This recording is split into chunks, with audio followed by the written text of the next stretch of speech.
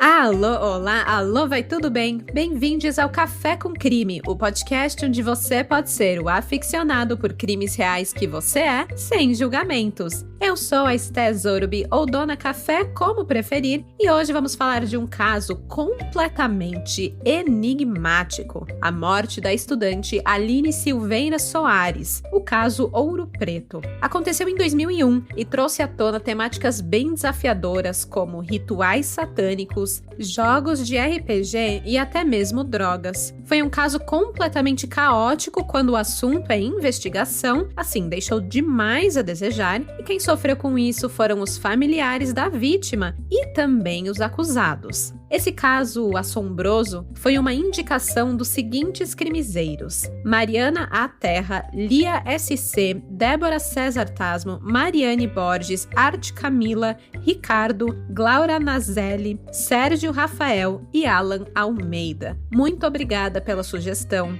É um caso realmente, assim, de arrepiar.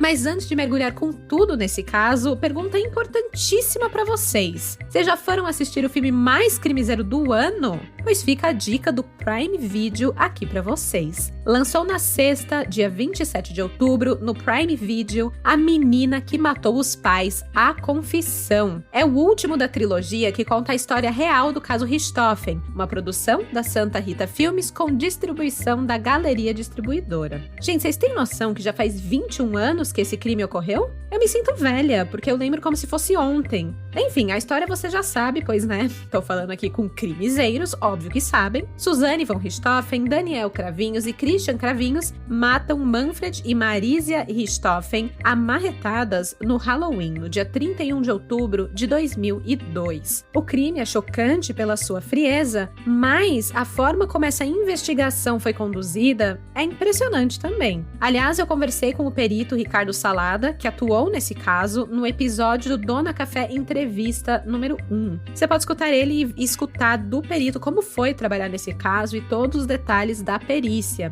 E é isso que eu achei tão interessante sobre o filme A Menina que Matou os Pais, A Confissão, porque eu lembrei dessa entrevista que eu fiz com o perito e, gente, o filme simplesmente é muito pautado realmente nos fatos. A narrativa foi desenvolvida a partir dos depoimentos transcritos nos autos do processo, além de ter roteiro assinado por Ilana Casoy, criminóloga que acompanhou toda a investigação na época do crime. E é com base nisso tudo que o filme te leva a descobrir o que Suzane, Daniel e Christian fizeram após brutalmente assassinar os pais dela. Todo o pós-crime é contado nesse último filme da trilogia. Então vai falar do motel, da festa, dos planos de vender tudo e ficar com o dinheiro. Mas pra mim, o mais interessante realmente foi ver o trabalho da polícia, os momentos cruciais da investigação policial, os depoimentos e a confissão do crime, tudo contado em detalhes lá no filme. Enfim, fica a minha recomendação para quem ainda não viu, pois A Menina que Matou os Pais, A Confissão, ganhou o selinho crimezeiro de aprovação por aqui. Ele está disponível exclusivamente no Prime Video. Bom, e com isso, bora começar do começo?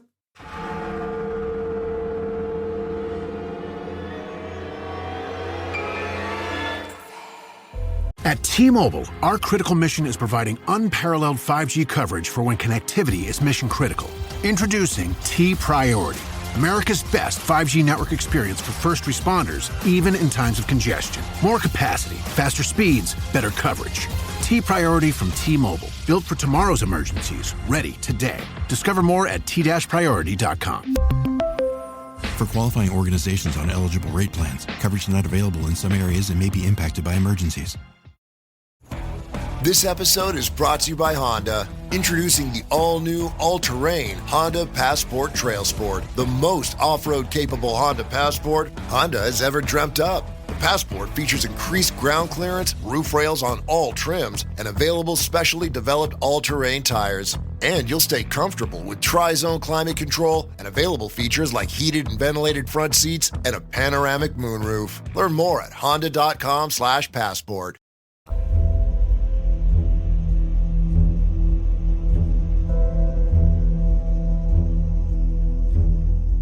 É interessante notar como estudiosos e historiadores enfatizam que há nas cidades antigas um ambiente propício para a evocação do ocultismo. Talvez seja pela longa história desses locais, muitas vezes carregando um passado sangrento. E Ouro Preto, em Minas Gerais, não é diferente. A cidade foi fundada em 1698 por bandeirantes paulistas, se tornando sede da Capitania das Minas Gerais em 1711. Ouro Preto é patrimônio cultural da humanidade. É o berço de Antônio Francisco Lisboa, o Aleijadinho, escultor e arquiteto do Brasil colonial, considerado o pátrono das artes no Brasil. E apesar de toda a arte e cultura produzida ali, a cidade carrega em seu DNA o sofrimento dos escravizados e também dos mártires da Inconfidência Mineira. Esse é um dos motivos que a cidade é escolhida como palco para profanação de túmulos e a prática de rituais macabros. Isso segundo o padre José Feliciano da Costa Simões, titular da paróquia de Nossa Senhora do Pilar. Se deve a essa aura de mistério da cidade. Padre ouropretano de 71 anos alega que Ouro Preto é uma cidade fantasmagórica, encravada entre as montanhas, que parece estar sempre instigando as pessoas a travarem uma espécie de luta entre o bem e o mal. O gosto por coisas sinistras acabou inundando também as repúblicas da cidade. Casa para a Universidade Federal de Ouro Preto, instituição inaugurada em 12 de outubro de 1876 por Dom Pedro II, a cidade se tornou uma grande cidade universitária, conhecida por ter estudantes rodeando as lindas ruas de paralelepípedo com a sua arquitetura colorida o ano todo. E claro, todo esse povo precisa de um lugar para morar. Oficialmente, Ouro Preto conta com 59 repúblicas federais da Universidade de Ouro Preto e tem uma capacidade total para 794 estudantes. Porém, as repúblicas particulares são muitas outras, para lá de 300, já que a universidade conta com cerca de 12 mil alunos. Uma dessas repúblicas será um ponto central da nossa história, e ela leva consigo um nome bem interessante, crimiseiro, eu diria, que vai de encontro com essa vibe macabra da antiga Ouro Preto. República Necrotério. Ela foi fundada em maio de 1958 e era, a princípio, uma república particular. O nome não foi gracinha de algum ser crimiseiro, mas foi escolhido pelo simples fato da república estar localizada numa casa que havia sido o necrotério da Santa Casa de Misericórdia, na rua Padre Rolim, quase em frente à Santa Casa. Entrando com tudo no personagem, os estudantes que moravam ali resolveram adotar como símbolo um esqueleto que traz em uma de suas mãos o próprio crânio e na outra uma garrafa. Embaixo, escrita em latim, vem a frase: com a garrafa e sem a cabeça.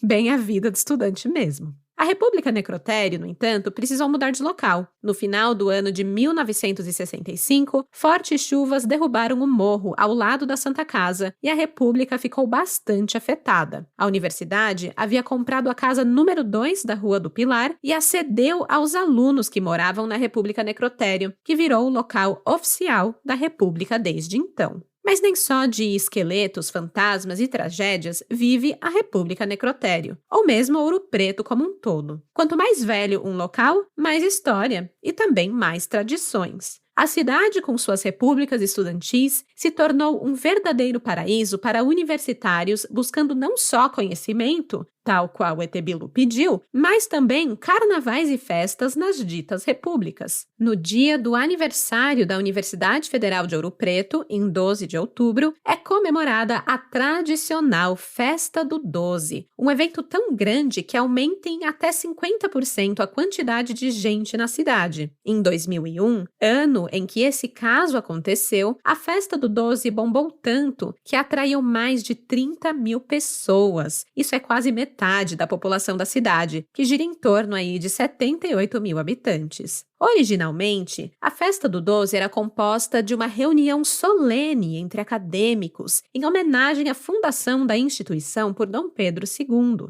Porém, com o tempo, ela rompeu os limites da universidade e virou uma espécie de carnaval de rua. E um ponto importante é a economia que essa festa gira na região. É uma oportunidade para as repúblicas de estudantes abrirem as portas de suas casas para que os festejos aconteçam dentro dos imóveis, além de alugar um quarto para estudantes e turistas que estão de passagem por ali. É um jeito de arrecadar dinheiro. Sabe como é, né? Para um estudante vivendo à base de miojo, todo centavinho conta. O que atraiu milhares de estudantes, ex-universitários, familiares e tudo que é gente para a festa do 12 são os eventos. Nos antigos espaços históricos de Ouro Preto, que em outros tempos eram utilizados como senzalas dos antigos casarões, são montadas uma espécie de boate, com luzes piscando, pistas de dança e tudo mais. Claro, rola muita bebida, muita pegação e, na surdina, também o uso de drogas. Foi para esse ambiente que Aline Silveira Soares viajou em outubro de 2001.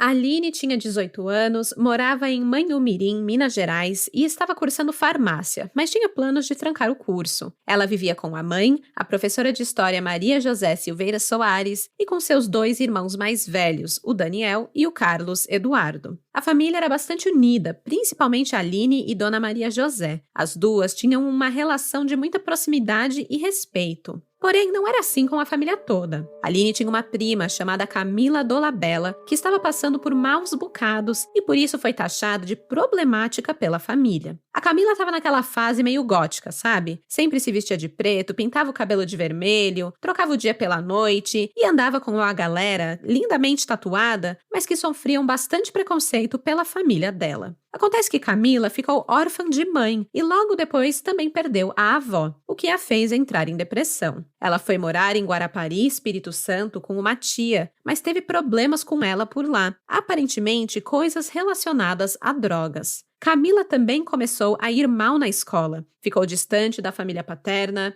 e, enfim, gente, ela estava no buraco. Aliás, nesse período, os seus familiares começaram a taxar ela de satanista, baseado no seguinte: ela tinha um desenho de demônio na parede do quarto e jogava RPG, um jogo de interpretação de personagens, coisa que às vezes ela jogava no cemitério. Enfim, ela era uma adolescente, na verdade uma jovem de 19 anos, que estava passando por uma fase complicada e tinha os seus gostos peculiares e acabou sofrendo bastante, preconceito pela sua família. Bem, sabendo que a prima estava precisando de um suporte emocional, Aline resolveu convidar ela para ir para a festa do 12. Elas se gostavam, a Camila e a Aline. Apesar de morarem em estados diferentes e não serem tão próximas, sempre que se juntavam era muito gostoso para as duas. Aline compartilhou essa ideia com a sua mãe e por mais que a Dona Maria José achasse que Camila não era lá uma boa influência, ela confiava na filha, sabia que Aline era uma garota responsável e concordou em deixar ela ir.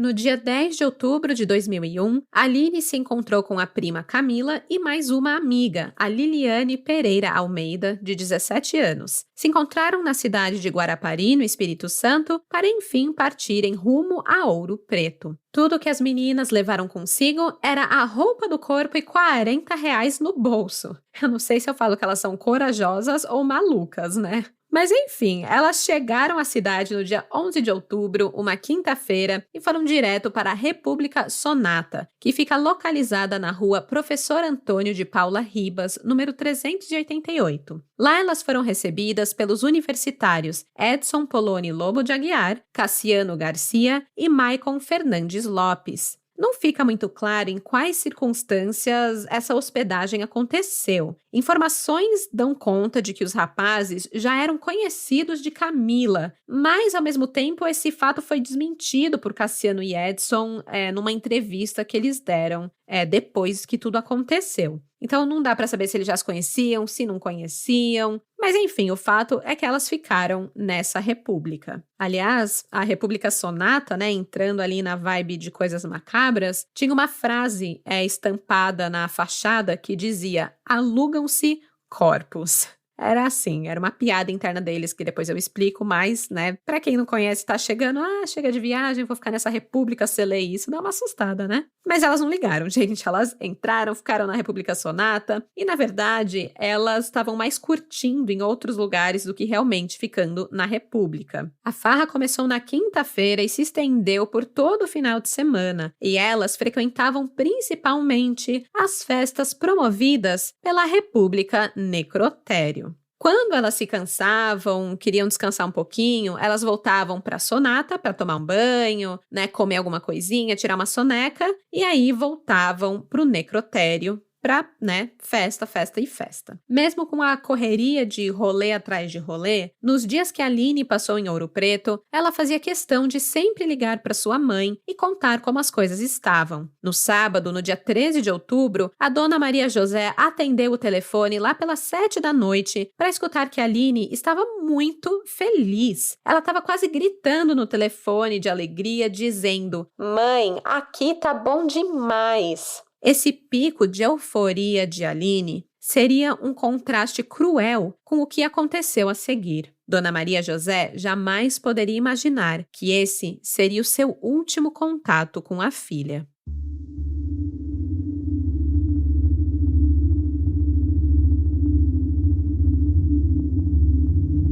O trio de amigas chegava sempre junto em todas as festas da República Necrotério, mas nem sempre terminavam a noite juntas. Durante as festas, era comum conhecerem rapazes ou se juntar a outros grupos, terminando a noite cada uma com sua própria galera. Quando isso acontecia, o combinado era marcar o local onde estavam hospedadas como ponto de encontro. Afinal, em 2001, a comunicação era um pouco mais complicada, né? Poucas pessoas tinham celular, então tinha que ficar olhando, usando orelhão, e enfim, era mais complicado, era mais fácil marcar um ponto de encontro, e é isso. A festa daquele sábado tinha começado com um churrascão, mas se estendeu madrugada adentro e tava boa demais. Segundo Camila, ela e a prima supostamente beberam, fumaram maconha e Aline se engraçou com um rapaz chamado Fabrício. Algumas testemunhas viram os dois aos beijos, o que chamou um pouco a atenção, pois Fabrício era mal afamado na cidade na época por um suposto envolvimento com o tráfico de drogas. Bem, aí, nesse bem bom, em certa altura da madrugada de domingo, no dia 14 de outubro, Camila e Liliane resolveram cair fora da República Necrotério, mas não encontraram a Aline. Como elas haviam combinado, caso uma se perdesse da outra, elas se encontrariam na República Sonata, onde estavam hospedadas. Então Camila e Liliane para lá foram, achando que talvez a Aline já estivesse por lá. Porém, ela não estava. A princípio, as duas amigas não se preocuparam com a ausência de Aline, porque ela já tinha feito amizade com muitos universitários de Ouro Preto e pensaram que talvez ela estivesse ali, né, estendendo a noite de farra em uma das outras centenas de festas que estavam rolando no centro histórico. Só que conforme as horas foram passando, a sensação de paz se esvaiu aos poucos, dando espaço para a angústia pela falta de notícias da amiga.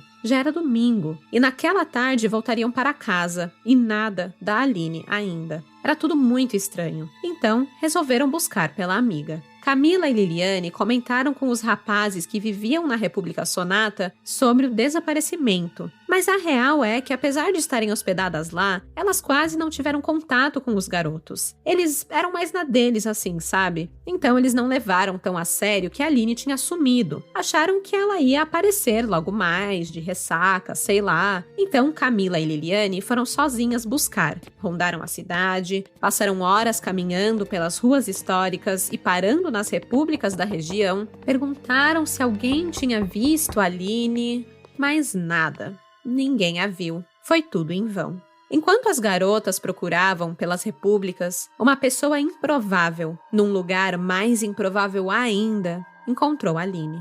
Amantino Gonçalves Mendes, o coveiro do cemitério da Igreja Nossa Senhora das Mercês e Misericórdias, localizado no centro histórico da cidade, teve uma péssima surpresa assim que colocou os pés em seu local de trabalho. Ele já temia encontrar alguma cena de vandalismo, pois no dia anterior se deparou com uma violação de um túmulo. mas nada o preparou para o que encontrou naquele domingo. Amantino viu algo estranho em cima de um túmulo. De longe, ele achou que os vândalos tivessem invadido a igreja durante a noite, roubado a imagem sacra de Jesus Cristo e a atirado no meio do cemitério para causar espanto, um ato de profanação. Na cabeça dele, aquela figura esticada em cima do túmulo, com braços abertos e pés cruzados, só podia ser a imagem de Cristo na crucifixão. Ao chegar mais perto, percebeu que não estava diante de uma imagem sacra e de um ato de profanação. Estava perante um corpo e uma cena de crime. Em cima do túmulo estava uma garota, jovem, brutalmente assassinada. Em entrevista ao Estado de Minas, no dia 26 de outubro de 2001, o coveiro afirmou que não teve forças para observar detalhadamente, mas a cena dos braços abertos e dos pés unidos, como se tivesse sido crucificada, jamais sairá da minha mente. Desesperado, Amantino chamou a polícia imediatamente. Logo, o local estava tomado por viaturas e peritos para examinar o corpo e a cena do crime. A mulher estava nua, porém usava meias e apenas um dos tênis. Ao lado do corpo foram encontradas as roupas da vítima e uma blusa coberta de esperma. Os peritos contaram 17 perfurações no corpo da vítima e, além dos golpes, o assassino, ou assassinos, usaram o sangue da vítima para fazer desenhos em seu corpo. Não demorou muito para a notícia se espalhar pela cidade e chegar aos ouvidos de Camila e Liliane. Ainda não se tinha confirmação de que o corpo era de Aline, mas com a amiga desaparecida, era a única coisa que elas conseguiam pensar. Devia ser ela, né? Mas será que é ela? Não era possível que realmente fosse ela, né? Não ia acontecer isso. Ambas voltaram devastadas, aflitas, incrédulas e, acima de tudo, sem uma puta ideia do que fazer numa situação dessas, né? Ao chegarem na República Sonata, contaram para Edson, Cassiano e Maicon, né, os rapazes da República, sobre o corpo encontrado no cemitério e da possibilidade de ser Aline. Dessa vez, os meninos decidiram ajudar. A coisa tinha ficado séria. Cassiano se ofereceu para acompanhar as amigas até o IML na tentativa de reconhecer o corpo. Enquanto isso, Edson permaneceu na República e ligou para o seu pai, um policial de homicídios em Vitória, no Espírito Santo, para perguntar o que deveria fazer em uma situação como aquela. Ele foi aconselhado a entrar em contato com a polícia, caso se confirmasse que o corpo era de Aline. Assim, ele poderia informar onde a vítima esteve hospedada nos últimos dias. O seu pai também disse que ele deveria se oferecer para mostrar o quarto onde as garotas estavam dormindo, na esperança de que os investigadores pudessem encontrar alguma pista entre os seus pertences. Ou seja, o conselho é, em caso de crime, fique 100% disponível para ajudar a polícia e passar toda e qualquer informação que você tiver a respeito da vítima e do crime. Bem, enquanto o Edson estava em casa roendo as unhas na ansiedade de alguma outra novidade do caso, Cassiano, Camila e Liliane passaram provavelmente por uma das experiências mais traumáticas de suas vidas. Foram colocados diante do corpo da jovem encontrada no cemitério. Ao encará-la por poucos segundos, Camila desabou. Ela estava diante do corpo de sua prima, Aline.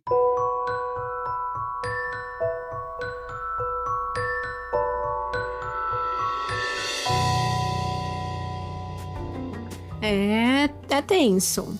Ainda tem muita história pela frente, mas respire fundo, tome um gole do seu café e escute esse recadinho. O podcast agora recebe apoio de ouvintes através do Apoia-se. Sim, apenas lá no Apoia-se você pode fazer uma assinatura mensal, no valor que você quiser, 5, 10, 15, 20, e com isso você tem acesso a episódios exclusivos. Então, para você que um episódio a cada 15 dias não basta, essa é uma boa opção. Você ganha um episódio a mais por mês. Além disso, tem outros benefícios que você pode descobrir acessando o Apoia-se. O site é o seguinte, apoia.se/café com crime. Eu vou deixar o link na descrição desse episódio. É apoia.se/café com crime. Saiba que o seu apoio fez esse podcast ser possível. Muito obrigada. E pronto, recadinho dado. Deu tempo de tomar o seu gole de café? Então agora eu posso voltar pro crime. Get ready for Netflix's gripping new medical drama, Pulse. Set in a cutting-edge Miami trauma center, third-year resident Dr. Danny Sims is unexpectedly thrust into a promotion when beloved Chief Resident Dr. Xander Phillips gets suspended.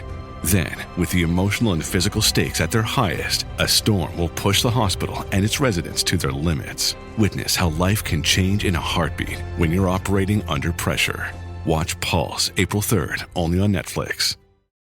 I can say to my new Samsung Galaxy S25 Ultra, hey, find a keto-friendly restaurant nearby and text it to Beth and Steve. And it does, without me lifting a finger. So I can get in more squats anywhere I can. 1, 2, 3. Will that be cash or credit? Credit. 4. Galaxy S25 Ultra, the AI companion that does the heavy lifting so you can do you. Get yours at Samsung.com. Compatible with select apps. Requires Google Gemini account. Results may vary based on input. Check responses for accuracy.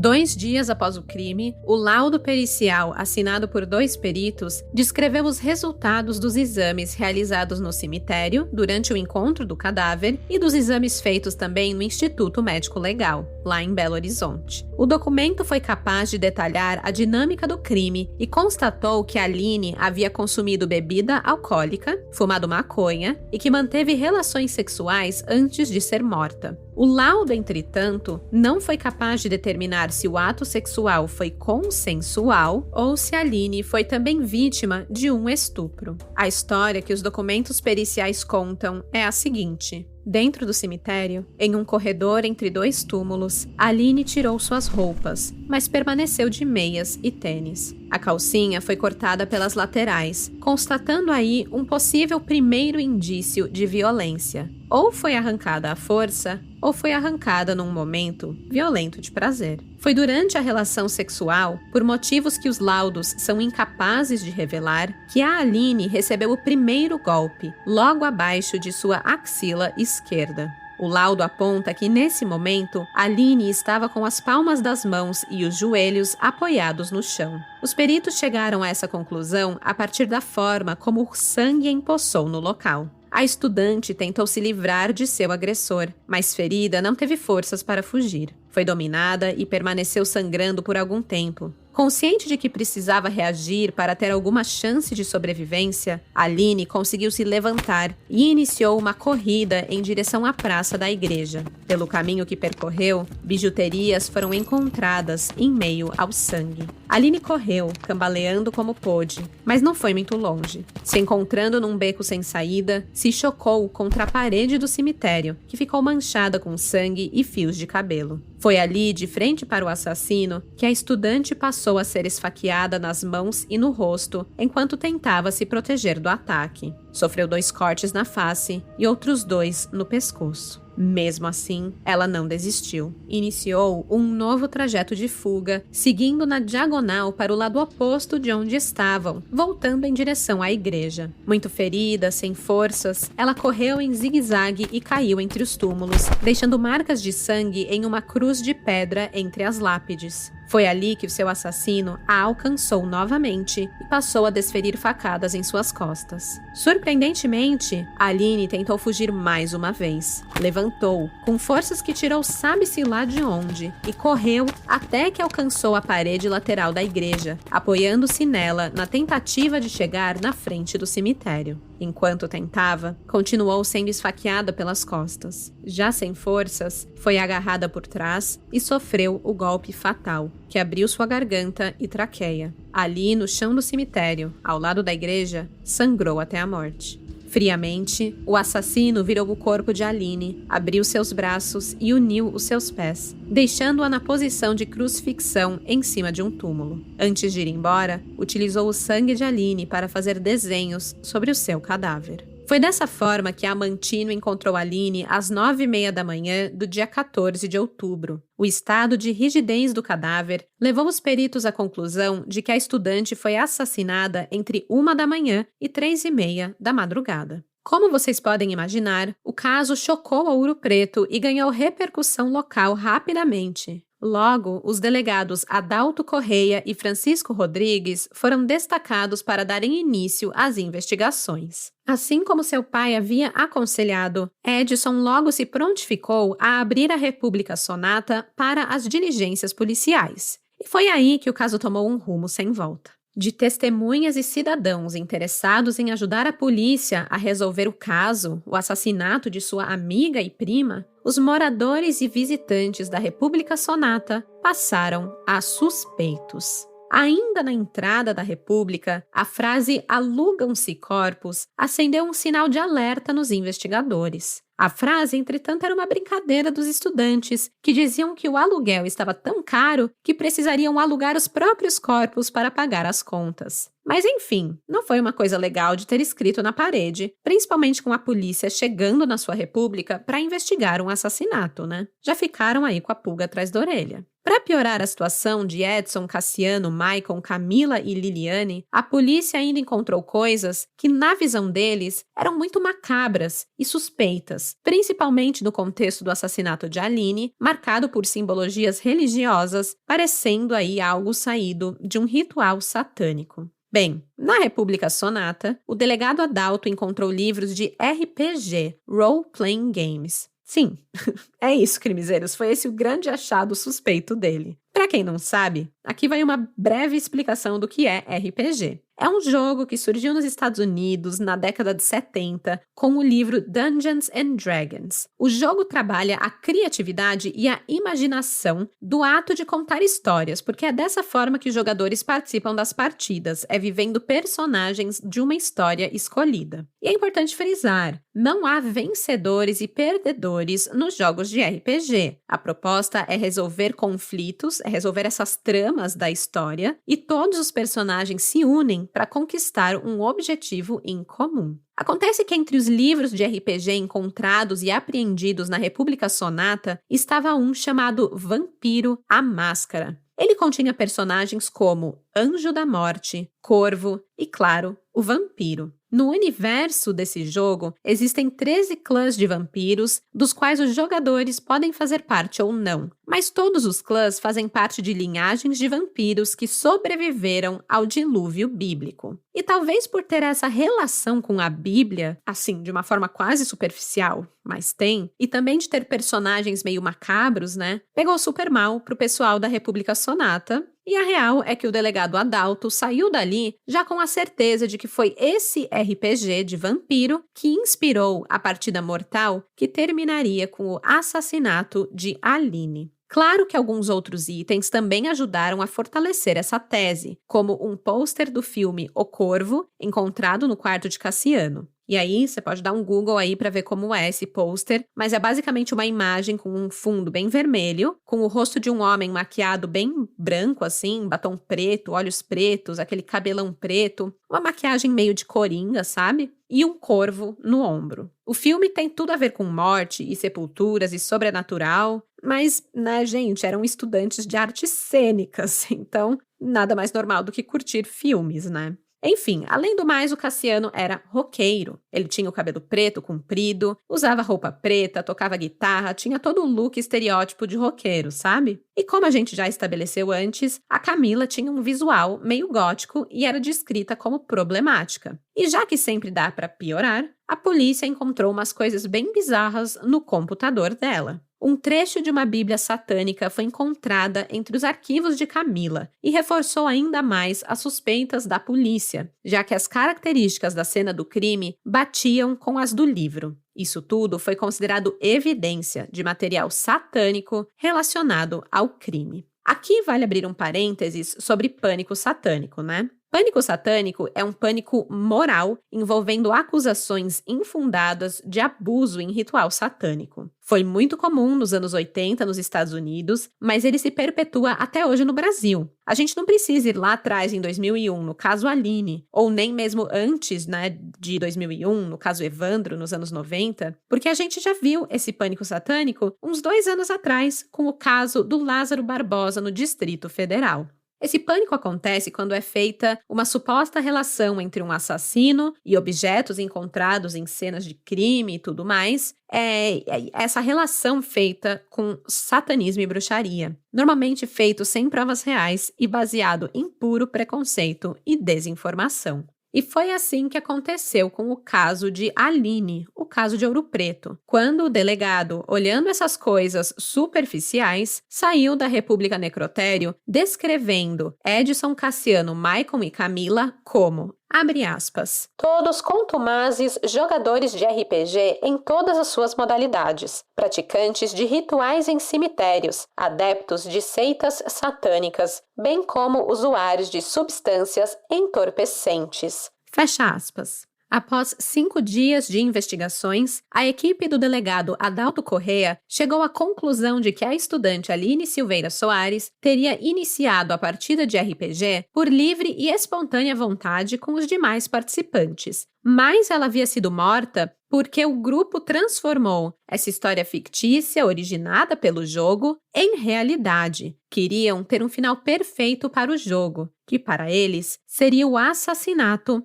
do perdedor. O delegado tinha certeza de que a Aline perdeu a partida e teve que pagar com a vida, e com base em prova testemunhal, afirmou que Camila teria confidenciado que os envolvidos teriam praticado o jogo no dia anterior ao encontro do cadáver, colocando Cassiano como o personagem Anjo da Morte e Edson como o vampiro. Bastava, de acordo com o relatório do inquérito policial concluído em 18 de janeiro de 2002, definir quem foi o autor das facadas e se todos os envolvidos participaram ativamente do assassinato ou se apenas assistiram à execução da vítima. Spoiler, eles nunca conseguiram responder nenhuma dessas questões. Com base nas evidências apreendidas, nos livros e pôsteres, que eram as únicas evidências que existiam, e também com base em depoimentos colhidos, Cassiano, Maicon, Edson, Camila e Liliane foram promovidos de testemunhas para acusados pelo assassinato de Aline. 3 anos depois, foram indiciados, com exceção de Liliane, por ser menor de idade. Foram indiciados por homicídio triplamente qualificado, motivo torpe, meio cruel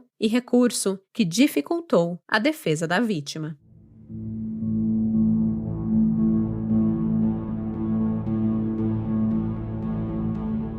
Maicon Fernandes, Edson Lobo e Cassiano Inácio dividiam a República Sonata com outros 2 moradores que estavam viajando. A Universidade Federal de Ouro Preto tinha enfrentado uma greve recentemente e muitos estudantes decidiram passar um tempo com a família, deixando a cidade por alguns dias. A casa era grande e as despesas com manutenção eram altas. Por isso, os jovens sempre anunciavam os quartos para novos estudantes ou para quem estivesse de passagem por Ouro Preto. Afinal, era preciso que as contas fechassem no final do mês. Por isso, a rotatividade de pessoas dentro da República era alta, e Cassiano afirmou que alguns passaram e deixaram coisas por lá. Abre aspas. Inclusive um cara de Andradas, um mineiro. Esse sim era jogador de RPG. Passou pela nossa casa e se interessou em ficar, mas voltou para a cidade dele, pois a universidade estava em greve e deixou várias coisas dele. Entre essas coisas, tinham os livros de RPG. Fecha aspas. Cassiano se mudou para Ouro Preto no ano 2000 para estudar artes cênicas na Universidade Federal de Ouro Preto.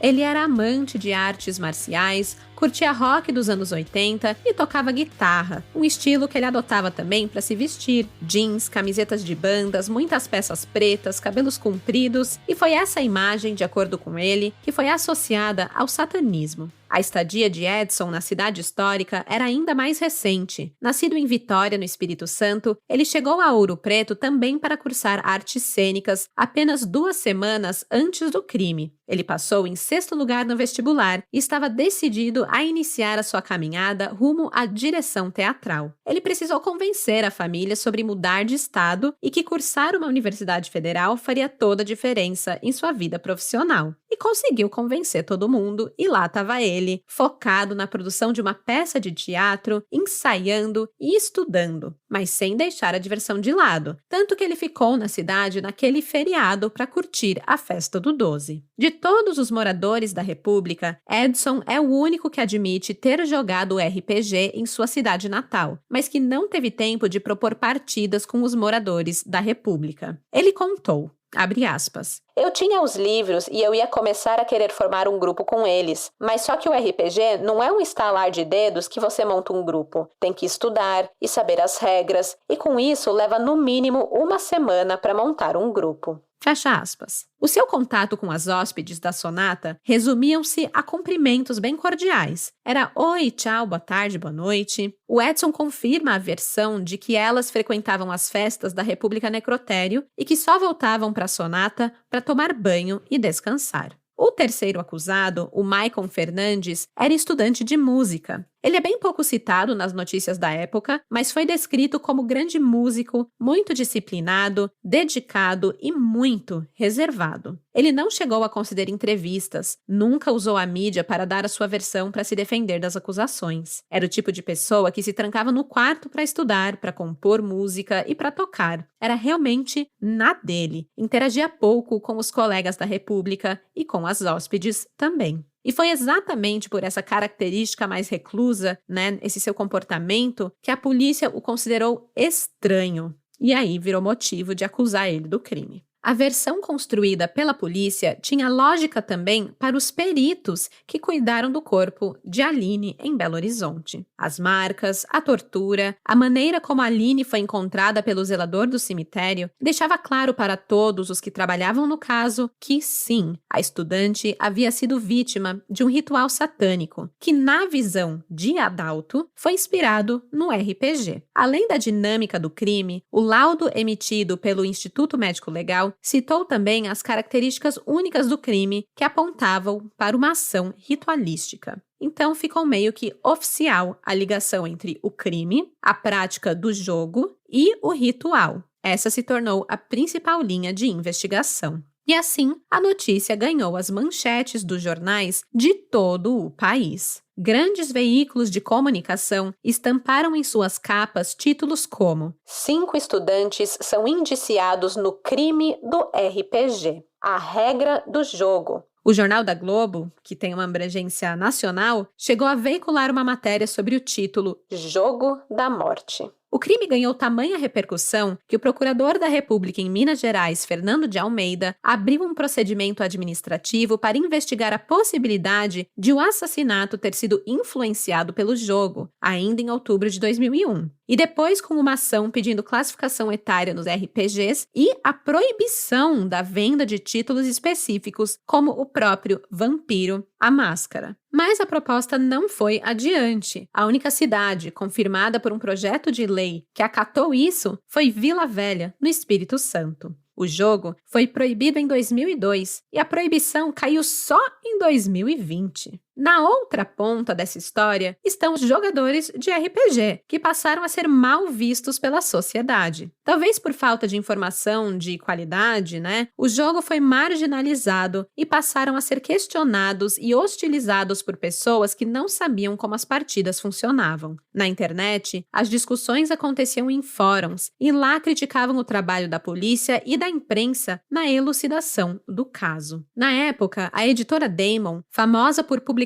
livros relacionados ao tema, divulgou uma carta aberta contrariando as hipóteses levantadas pela investigação e criticando o trabalho do delegado Adalto. A carta citava testemunhas que confirmavam terem visto Aline em companhia de um traficante da cidade na porta do cemitério. O texto ainda citava, baseado nas fotos da perícia, que através dos rastros de sangue era possível atestar que o corpo foi movido para tentar atrapalhar as investigações. Mas esse posicionamento da editora Damon de nada adiantou. Nesse ponto, a polícia começou a traçar o perfil da prima, Camila, com base em depoimentos de familiares e amigos que viviam no Espírito Santo. A garota, claro, foi apontada como uma problemática por um primo que era identificado apenas como Ralph, e para dar credibilidade ao seu próprio depoimento, o Ralph afirmou que Camila atuava em filmes de terror em Guarapari. De novo, o estereótipo, né, de gótica, do terror, que usava preto. Aliás, esse tal de Ralph também afirmou que Camila e Liliane eram conhecidas por participarem de um grupo chamado Galera do Portal. Um surfista próximo das acusadas e que pediu para não ter o nome divulgado durante as investigações policiais, contou que elas faziam parte de uma turma que se vestia de preto, fumava maconha, cheirava cola de sapateiro, enquanto reuniam personagens para jogar RPG na Praia dos Namorados ou no Cemitério Velho de Guarapari. Segundo essa testemunha, abre aspas, elas viviam atravessando um portal imaginário. Fecha aspas. E com esse perfil, Camila estava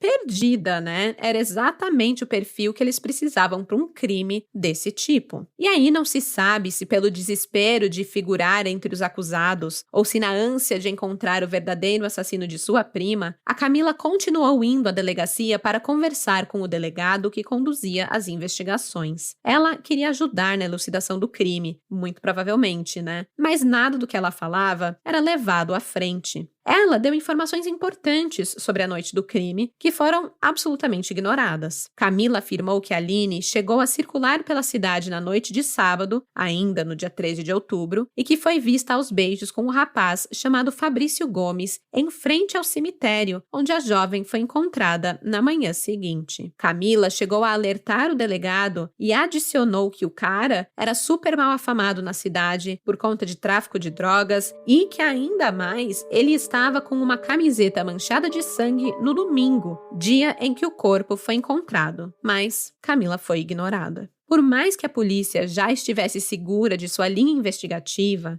né, se eles realmente tivessem não, foi um ritual, foi o RPG, foram essas pessoas da República Sonata, não tinha por que eles não seguirem outras pistas, sabe? Nenhuma pista devia ser deixada de lado, nenhuma linha investigativa. Porque, enfim, sempre tem 1000 possibilidades do que pode ter acontecido, né? Eles não podem bater o martelo assim sem checar. Mas, enfim, não foi o que aconteceu. Como eu comentei no início, essa investigação foi caótica. E dessa forma, nesse caos, os jovens foram indiciados pela polícia 4 meses após o crime e as suas prisões preventivas foram pedidas em 15 de janeiro de 2002 pelo Adalto Correia. Mas ainda tinha uma esperançazinha, porque cabia ao Ministério Público oferecer a denúncia de acordo com seu juízo de tipicidade, que nada mais é do que o enquadro entre a descrição legal de um crime e a reunião de todos os elementos que comprovam, né, esse enquadro, esse crime. O promotor responsável pelo caso à época era Edivaldo Costa Pereira Júnior. E ele, esse cara maravilhoso, devolveu os autos do caso Aline pela primeira vez ao delegado Adalto no dia 30 de janeiro de 2002, solicitando novas diligências sobre o crime. O promotor, muito sensato, argumentava que havia a possibilidade de existir outras explicações para o assassinato e que elas precisavam ser verificadas, reforçando que a tese de RPG precisava ser comprovada. Mesmo assim, em 2 de fevereiro de 2002, Camila, Maicon e Cassiano foram presos.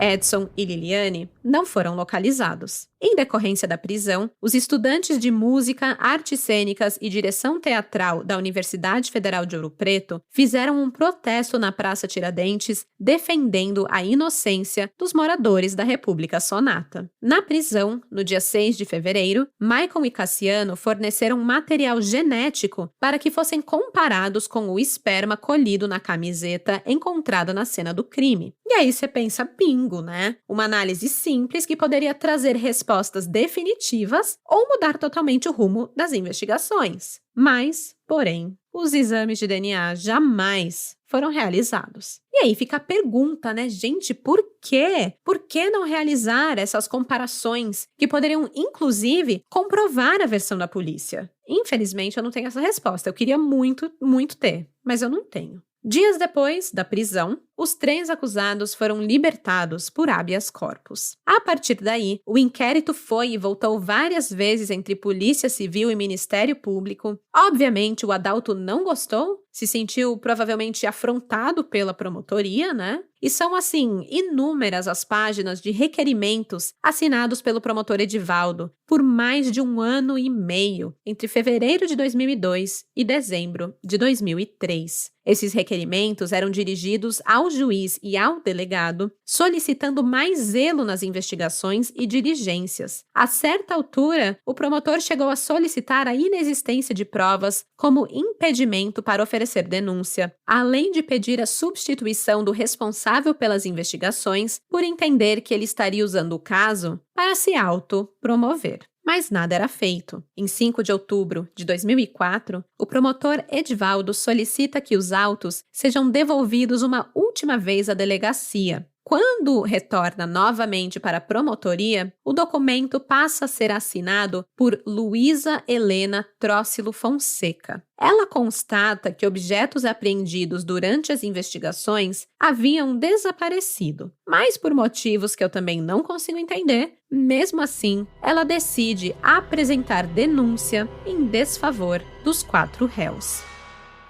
Mais de 3 anos após o assassinato, em dezembro de 2004, a juíza aceita a tese do Ministério Público e os suspeitos tornam-se réus. O relatório final, enfim acatado pela Justiça, fala sobre os últimos dias de vida da vítima na cidade, traça um perfil dos indiciados e exige a apuração da materialidade e da autoria do crime. A conclusão do documento dizia o seguinte, abre aspas, diante do exposto, temos que Aline Silveira Soares foi vítima de uma trama diabólica realizada por Edson Poloni Lobo Aguiar, Maicon Fernandes Lopes, Cassiano Garcia, Camila Dolabella e Liliane Pereira, a menor de idade, que tiraram a vida de Aline Silveira Soares pelo mero prazer de realizar um jogo perfeito de Role Playing Game, RPG, motivados pelo livro O Vampiro e a Máscara, confundindo o imaginário com a realidade, pois pela confiança que ela tinha em suas amigas, se dirigiram ao cemitério onde foi cobrado a dívida de Aline, primeiro com préstimos sexuais e depois com a própria vida. Fecha aspas. Os réus também foram acusados de tentar obstruir provas durante as investigações. Eles teriam retirado cartazes da República, lavado roupas e limpado a casa com cloro, além de deletarem dados de uma CPU e da apreensão de uma fita com voz feminina que falava sobre mãos sujas de sangue. Cassiano rebateu todas as acusações. Disse que a fita fazia parte de um trabalho de trilha sonora para um evento que seria realizado em breve na universidade. Era coisa de teatro, coisa de artes cênicas, e eles estavam ali fazendo uma trilha com isso. E essa fita com essa voz feminina era um monólogo de uma atriz que eles estavam utilizando para isso. Sobre a limpeza da casa que eles realizaram, ele disse: a polícia parecia ter preguiça. Sempre limpei minha casa e não vi nada de errado nisso. Não éramos suspeitos. Bom, de nada adiantou ele rebater a polícia. Logo no início de 2005, a juíza Lúcia de Fátima Magalhães Albuquerque Silva decretou a prisão preventiva dos acusados sob justificativa da violência e crueldade do crime, além da comoção popular gerada na cidade de Ouro Preto. Edson, Cassiano e Maicon foram presos em fevereiro de 2005, mas passaram poucos dias atrás das grades. Uma limiar garantiu que respondessem o processo em liberdade. A Camila não teve a mesma sorte. A jovem foi presa em fevereiro de 2005 em uma fazenda situada na zona rural do município de Luisburgo, na zona da Mata Mineira. Chorando muito, Aline negou que tivesse qualquer envolvimento na trama macabra que provocou a morte de sua prima. Ela desabafou. Quero que a verdade seja descoberta, pois minha vida se transformou em um inferno. Em 5 meses de prisão, Camila viu 2 pedidos de habeas corpus serem negados pela Justiça, o primeiro deles em maio e o segundo em junho de 2005, até o advogado Francisco Rogério Del Corsi recorrer ao Superior Tribunal Federal, para que então, em 4 de julho, a ré conquistasse o direito de aguardar o julgamento em liberdade, retornando assim para sua cidade natal. Mas lá também não foi nada fácil. Ela passou a ser menosprezada pela família. Órfã de mãe, Camila contou apenas com o apoio do seu pai durante todo o processo. O julgamento foi remarcado algumas vezes, até que foi finalmente agendado para julho de 2009.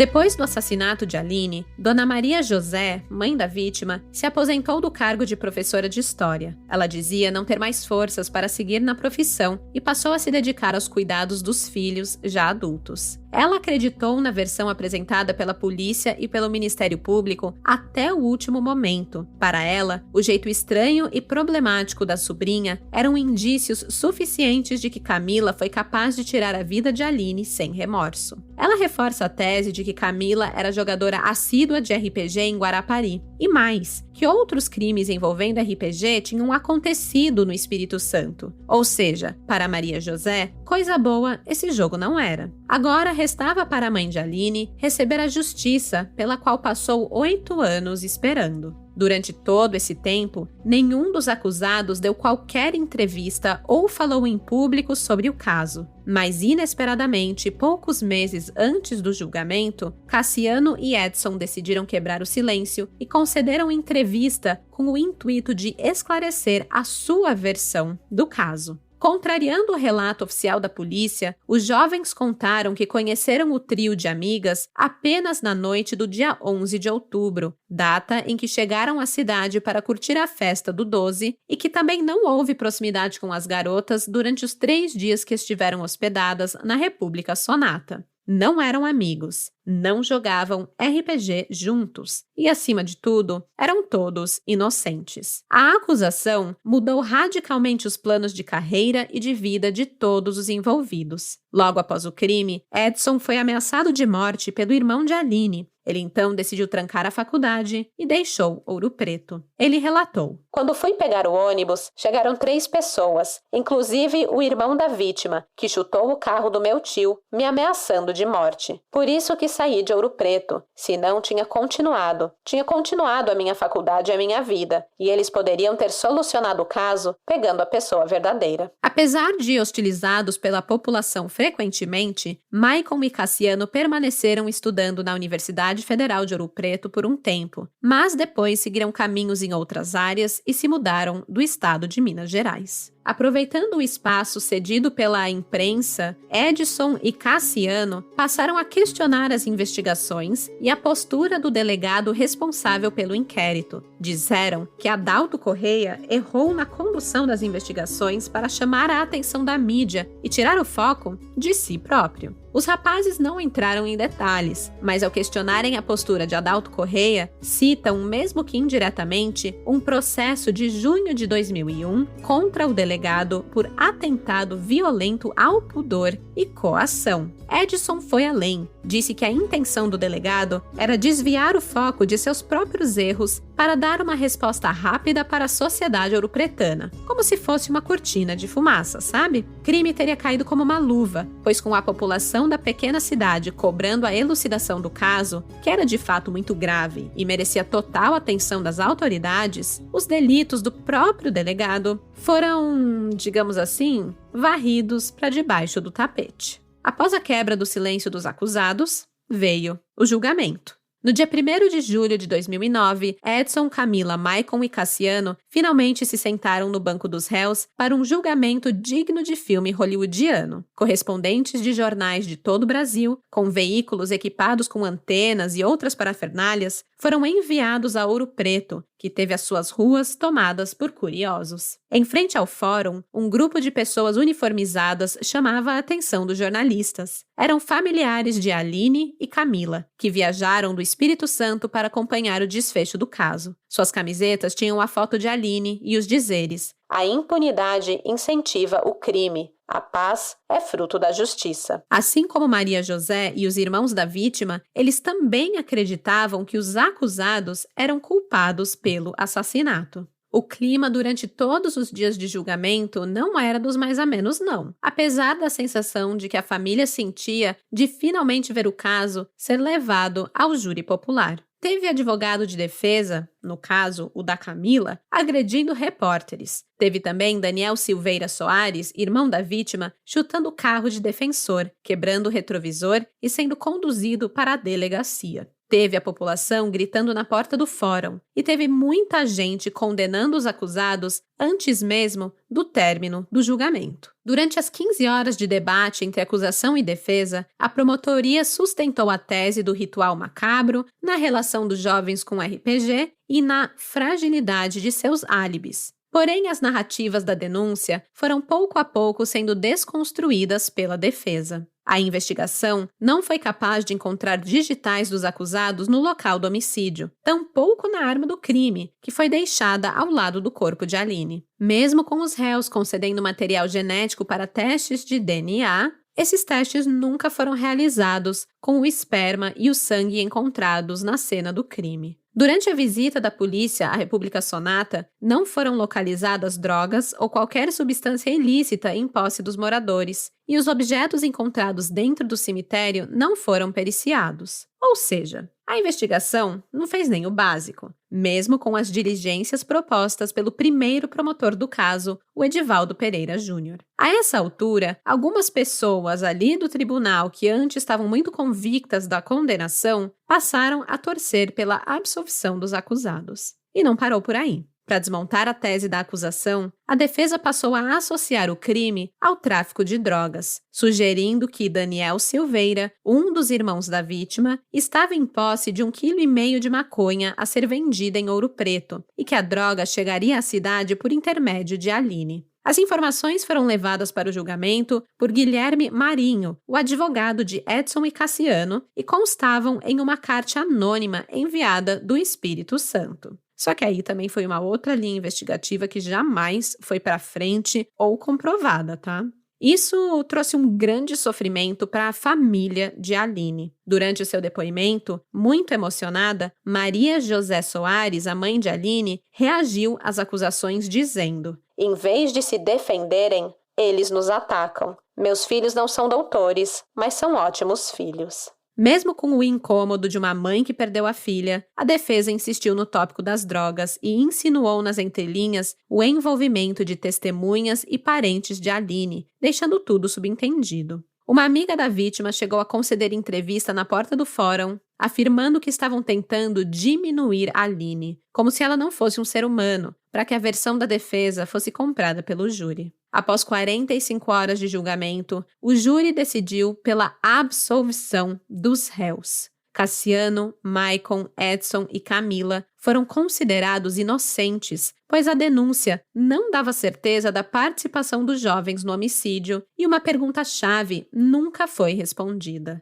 Qual foi a participação de cada um no crime e, principalmente, quem foi o autor das facadas em Aline? Isso nunca foi respondido. Assim que a juíza Lúcia de Fátima Magalhães Albuquerque leu a sentença, os réus aliviados rezaram o Pai Nosso com amigos e familiares. O Ministério Público recorreu e, em 8 de junho de 2010, o Tribunal de Justiça de Minas Gerais manteve a decisão. Esgotada física e mentalmente por toda a luta que travou durante os 8 anos em que aguardou por justiça pela morte da filha, Maria José decidiu que não voltaria a buscar pelos assassinos de Aline. Ela declarou: "Fui ao julgamento para tentar esclarecer isso, mas saí com as mesmas dúvidas. Percebi que faltou muita coisa na investigação, que passou um tempo longo e muita coisa se perdeu. Vou entregar para Deus. Estou exausta. Pelo menos estou satisfeita por ter chegado até aqui." A mãe de Aline optou pela transformação da dor, provocada pelas falhas das autoridades no caso de sua filha, e em 2011 lançou o livro Os Lírios Não Nascem da Lei. Ela transcreveu ali momentos de saudade, desabafos e a falta de sensibilidade da justiça na condução da investigação.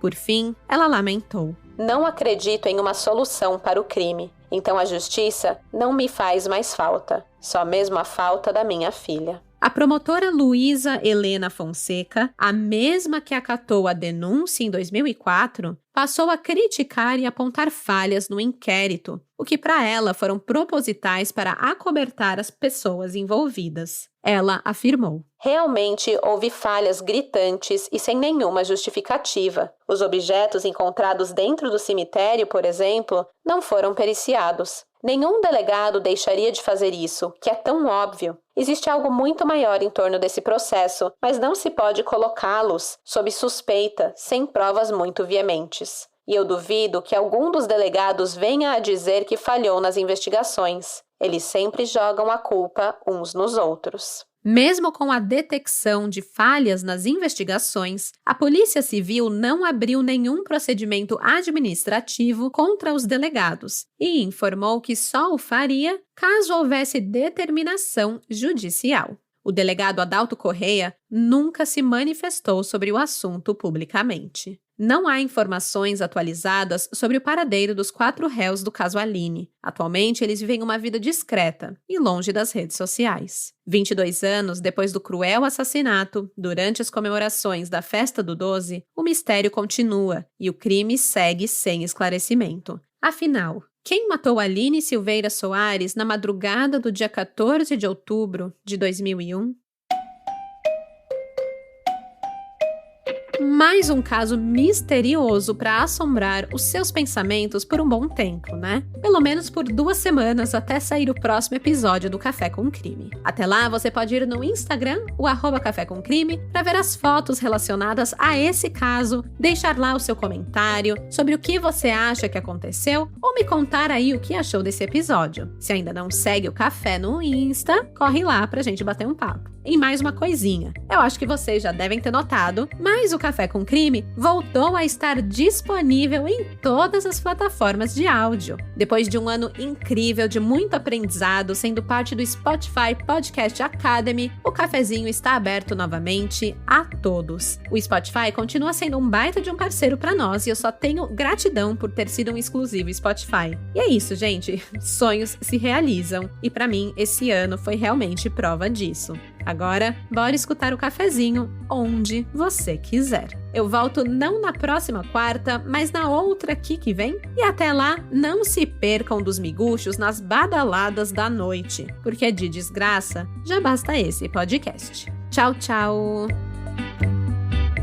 Esse episódio foi roteirizado, produzido e apresentado por mim, Stephanie Zorbi, com edição de áudio e sonorização de Luigi Calistrato, pesquisa e texto de Ana Paula Almeida. As fontes de informação utilizadas foram Folha de São Paulo, Correio Brasiliense, O Tempo, G1, Jornal da Globo, A Gazeta, Estado de Minas, Diário do Grande ABC, Observatório da Imprensa, Portal Terra, Portal Caparaó, Super Notícia, RPG Games Brasil, Intercom, Movimento RPG, Pascoal Online, a monografia de Maria Gabriela Zanetti para o Centro Universitário de Brasília, intitulada Mídia e Produção da Notícia sobre os Crimes Associados ao RPG, a monografia de Lívia Daniela Antunes para a Universidade Estadual de São Paulo, intitulada RPG e Mídia, uma análise do caso Ouro Preto, e a monografia de Ana Letícia de Fiore para a Universidade de São Paulo, intitulada Contando Histórias de Morte, Etnografia do Júri e Arenas Narrativas do caso Aline.